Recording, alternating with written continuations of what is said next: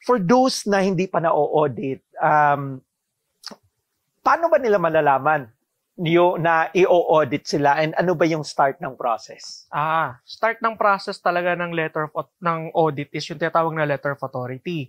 So yung letter of authority, layman's term niya is the letter authorizes the BIR examiner na tingnan yung libro mo, tingnan yung mga accounting records mo, tax records mo. So from there, sa letter of authority, doon mo makikita yung pangalan ng kumpanya mo, yung address na registered ka sa BIR, tapos sino yung nag-examiner sa inyo. Kunyari, ang tawag na revenue officer eh. Okay. The revenue officer and the group supervisor. So kunwaring ng the BIR or the signatory kasi ng mga boss ng BIR, the signatory authorizes, for example, revenue officer, attorney Dave, and group supervisor, let's say Sir Jerry, to audit or to examine the books of accounts of this company for the taxable year.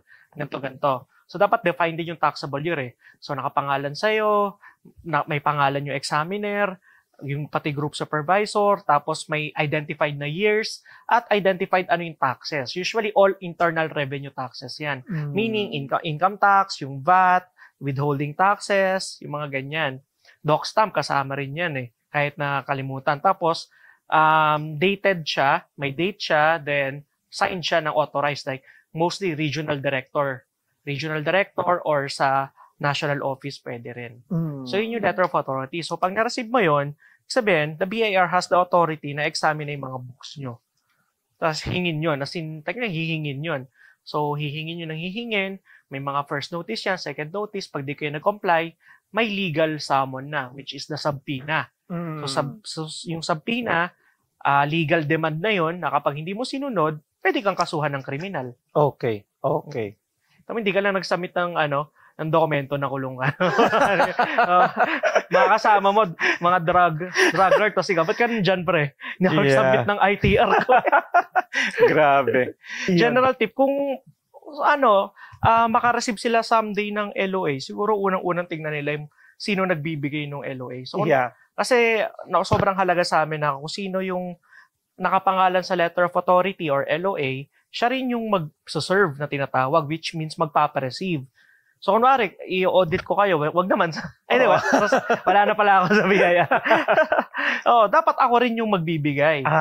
Sino yung nakapangalan doon? Okay. Or ako or yung group supervisor. Okay. And kung titingnan mo sa ID yun eh. Okay. So, kung iba yung pangalan, may right ka na hindi i-receive yun. Okay. Kasi against may due process yan eh. Pero again, pag may mga ganun, may nagbi-visit, ito na rin, general tip ko na lang sa lahat, pag may nagbi-visit na BIR, ang goal talaga namin, kaya kami nagbi-visit, hindi makipag-away. Isipin nyo, sabi ko sa inyo, tambakan ka ba naman ng 3 kahon ng i-check, di ba? Lalabas kami, para makahinga, hindi para makipag-away. So, kasi may ganyang misconception eh. May misconception na kapag may BIR kalaban, may BIR, maniningil na naman, the tax collector, ganyan. Hindi kami tax collector. Wala kami dalang QR code ng BIR, di ba? Scan to pay taxes. So nandun rin lang kami para kunyari pag tax mapping, tumulong, i-check kayo, kamusta, saan kayo nahirapan sa tax. So pag may nag-visit sa inyo sa BIR, sulitin nyo, kulitin nyo, tanungin nyo. So para kayo may libreng tax consultation pag may pumuntang tiga BIR sa inyo. Parang, Mr. Revenue Officer, dito pala kayo, may tanong ako, ganun ninyo. Yung ganun ninyo. As in, be cooperative kasi ako nung BIR, the last thing I want talaga, pag nag-field work lalo, is yung nasusungitan pa ako kahit nakatayo lang ako. Just because BIR ako. Parang, kasi yan din yung naging nung paglabas ko ng BIR na I really promised myself na to build. Kasi nung dati, si government, tapos private taxpayer, tapos ngayon, nasa private side na ako. So, I really want to build a good bridge between the two. Knowing na nandun ako, galing na ako sa other side and this side. So, parang harmonious bridge talaga. Ayoko yung, as a consultant, ayoko sasabihin na, hindi, BIR, kaaway yan. Hindi, as in, walang magkakaaway dito. Diba? Kasi tulong-tulong. Pamparami ng followers din sa IG yan, di ba? Cloud chaser.